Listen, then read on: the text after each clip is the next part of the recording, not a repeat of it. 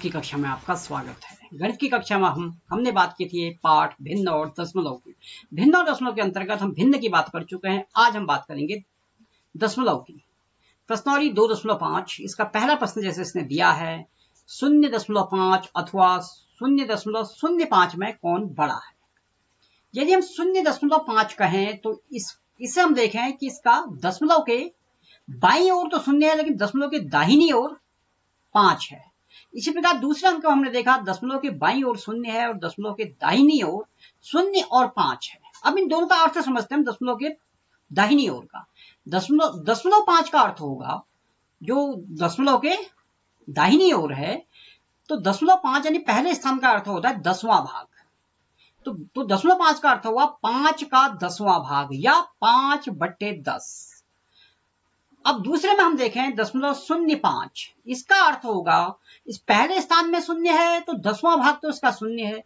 10वें भाग के बाद जो दूसरे स्थान का अंक होता है वो होता है 100वां भाग, यानी दूसरा जो 0.05 में 5 का अर्थ हुआ 5 का 100वां भाग यानी 5/100।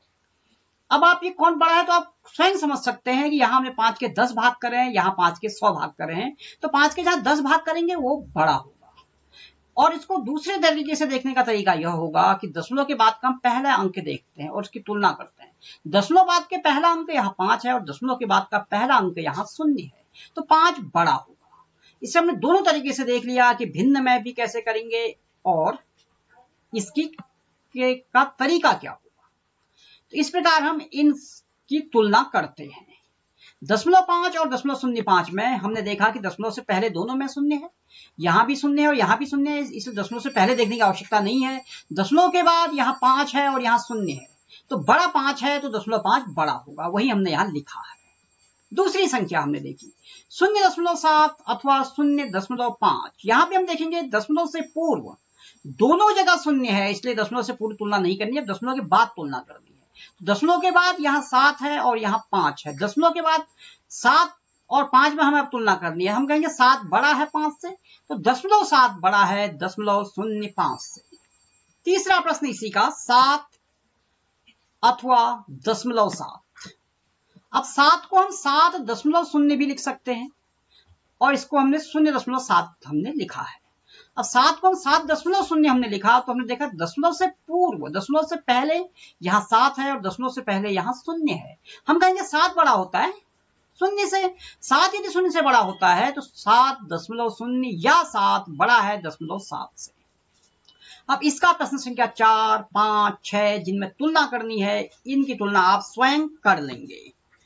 अब हम आते हैं इसी के प्रश्न संख्या 2 में। प्रश्न संख्या 2 में यह कह रहा है कि दशमलव का उपयोग करते हुए निम्नलिखित को रुपये के रूप में व्यक्त कीजिए। जैसा पहला प्रश्न है 7 पैसे, इसको रुपये में बदलना है, तो 1 रुपये में 100 पैसे होते हैं।